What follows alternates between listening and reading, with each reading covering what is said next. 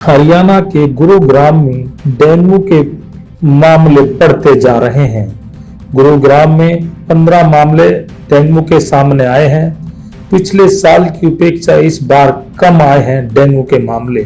1700 संभावित मामले। गुरुग्राम में अभी डेंगू पूरी तरह से कंट्रोल में है। रोजाना 10,000 घरों में रैपिड रिसेप्शन टीम कर रही है सर्वे। गुरुग्राम में डेंगू के 15 मामले सामने आए हैं। वहीं अभी तक 1700 संभावित डेंगू के मामले हैं।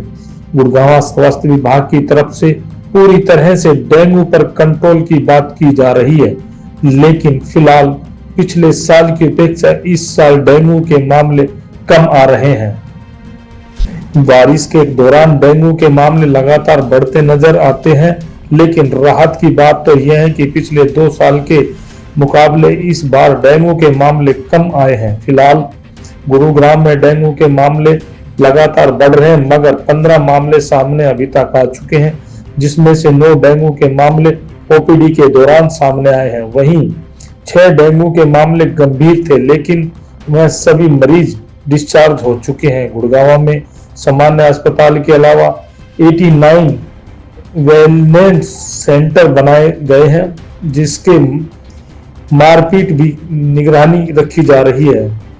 स्वास्थ्य विभाग के लिए सबसे राहत की बात तो यह है कि पिछले 3 साल से मलेरिया का कोई भी मामला सामने नहीं आया। इसके अलावा डेंगू और मलेरिया के टेस्ट के निश्चित किए गए हैं। रेट भी स्वास्थ्य विभाग पूरी तरह से निगरानी रखे हुए है। कोई भी अस्पताल और लैब सरकार द्वारा निश्चित किए गए 600 रुपए से ज्यादा डेंगू और मलेरिया की टेस्ट के लिए नहीं ले सकते। फिलहाल स्वास्थ्य विभाग के अलावा डीएम्स, जीएमडीए, नगर निगम भी लोगों को जागरूक कर रही है डेंगू और मलेरिया से बचने के लिए, कि दोनों बड़ी बीमारियां हैं, इनसे बचने के लिए किस प्रकार के उपाय किए जाएं।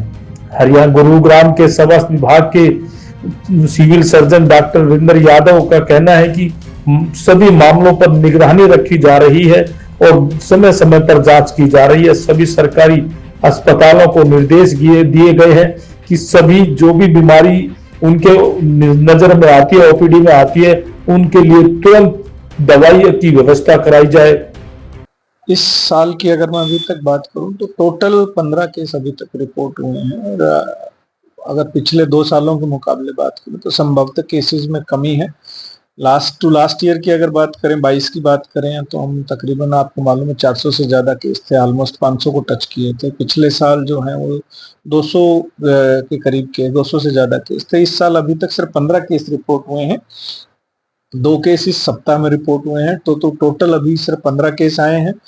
तकरीबन 1700 हम जो हैं वो संभावित केसेस के हम टेस्ट कर चुके हैं, उसमें से सिर्फ 15 ही केस पॉजिटिव आए हैं। और जहां तक अगर मैं बात करूं, इन 15 केसेस में से 9 केस तो ओपीडी के दौरान ही नोटिस में आए। 6 ऐसे केस थे जिनको हॉस्पिटलाइजेशन की जरूरत थी, वो भी नॉर्मल रहे और डिस्चार्ज हो चुके हैं। कुल मिला के अभी तक अगर हम बात करें तो हमारी टीमें जो हैं सभी, ना केवल हमारे 30 के 30 इंस्टीट्यूट पे कहूँ, बल्कि हमारे 81 जो हेल्थ वेलनेस सेंटर्स भी बने हुए हैं, उन पे भी सभी जगह हमारी रैपिड रिस्पांस टीम जो है वो काम करती है। और रैपिड रिस्पांस टीम प्रतिदिन 10,000 के करीब घरों का सर्वे करती है। ब्लड स्लाइड्स भी कलेक्ट करती हैं। 10,000 घरों का सर्वे करते हुए अगर देखा जाए तो पिछले फरवरी से एक सीजन हम मान के चलते हैं, लेकिन हम अगर पिछले 4 ही महीनों की अगर हम बात करें तो कुल मिला के हम तकरीबन 11 लाख घरों का सर्वे कर चुके हैं, जिसमें हमने 50,000 से ज्यादा कंटेनर जो हैं वो चेक किए हैं। और 106 लोगों को जहां लार्वा मिला उनको नोटिस दिया जा चुका है। इसके अलावा हमारी टीम प्रतिदिन 300 से 400 जो है ब्लड स्लाइड, अगर डेंगू के साथ साथ हम मलेरिया पर भी ध्यान देते हैं, मलेरिया के लिए चेक किए, और तकरीबन हमने 1.5 लाख से भी ज्यादा स्लाइड हैं जो अभी तक बनाई है। और एक जो अच्छी बात यही है कि डेंगू का अभी तक जो 15 केस आए हैं, कम होने के साथ साथ मलेरिया का कोई केस रिपोर्ट नहीं हुआ है। और ये लगातार 3 साल के बाद तीसरा साल होगा जब मलेरिया का एक भी केस जो हमारे पास रिपोर्ट नहीं हुआ है।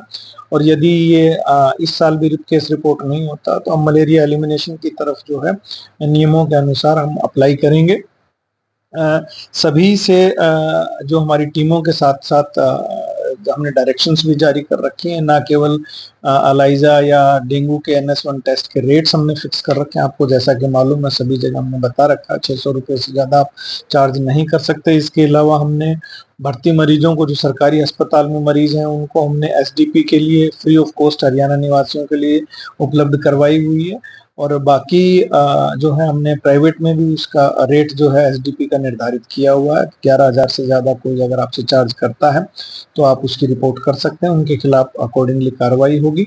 और इसके अलावा हमने इंश्योर ये किया है कि अपने सिविल हॉस्पिटल में भी डेंगू वार्ड बनाया और वहाँ ना केवल मच्छरदानी या अन्य इक्विपमेंट्स के उनको दिए, बल्कि इसके अलावा 25 जो हैं बेड निर्धारित किए हुए हैं। लेकिन अभी आवश्यकता नहीं पड़ी है एडमिशन की, इतने केसेस अभी नहीं रिपोर्ट हुए हैं। इसके अलावा यदि आवश्यकता पड़ी तो सोहना और पटौदी दोनों जगह पर भी 5-5 बेड जो है वो डेंगू के या मलेरिया के लिए निर्धारित किए जाएंगे, जिसको आइसोलेशन वार्ड के तहत उनको ये बोल दिया गया है।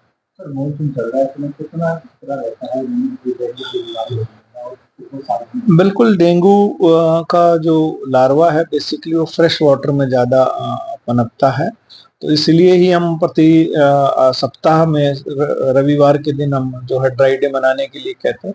तो इसलिए अपने आसपास की जगह, चाहे आपकी छतों पे, घरों पे, जहाँ वो पुराने टायर, ट्यूब या बर्तन या गमले इत्यादि पड़े रहे हैं, तो उनकी सफाई करना सुनिश्चित करें। और ये डेंगू का मच्छर सुबह और या शाम को बल्कि मैक्सिमम एक्टिव होता है, तो उस वक्त खास करके जब आपके बुजुर्ग या बच्चे जो पार्कों में या खेलते हैं तो या तो पूरी बाजू के कपड़े पहने या कोई मॉस्किटो रिपेलेंट लगाएं। और आप शाम को अपने घरों को जाली का दरवाजा जरूर बंद रखें और घर में भी किसी मॉस्किटो रिपेलेंट का यूज जरूर करें ताकि मच्छरों से आप बच सकें, क्योंकि डेंगू के लिए जो सबसे जो मोड ऑफ ट्रांसमिशन है वो मच्छर ही होता है। लोगों को बुखार रहता है तो बिना डॉक्टर की सलाह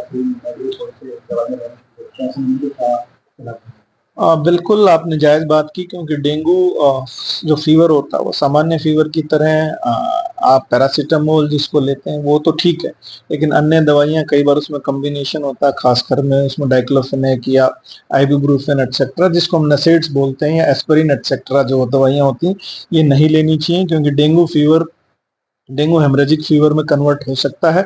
लो प्लेटलेट्स और ब्लीडिंग टेंडेंसीज की वजह से यदि आप नेसेड्स जो जिसमें एस्पिरिन, पर्टिकुलरली आइबुप्रोफेन एटसेट्रा, अगर आप ये मेडिसिन यूज करते हैं तो आपकी ब्लीडिंग टेंडेंसी बढ़ जाती है और फिर डेंगू हेमरेजिक फीवर होने के बाद दुर्घटना होने के चांसेस ज़्यादा बढ़ जाते हैं। इसलिए आप पैरासीटामोल के अलावा अन्य दवाई का सेवन ना करें। यदि फिर भी आपको सिम्टम्स में कोई राहत नहीं मिलती है तो नज़दीकी स्वास्थ्य केंद्र से संपर्क करें, अपना डेंगू का टेस्ट भी कराएं और इलाज मैं ये कहूँगा कि मेडिकल प्रैक्टिशनर से ही इलाज करवाएं।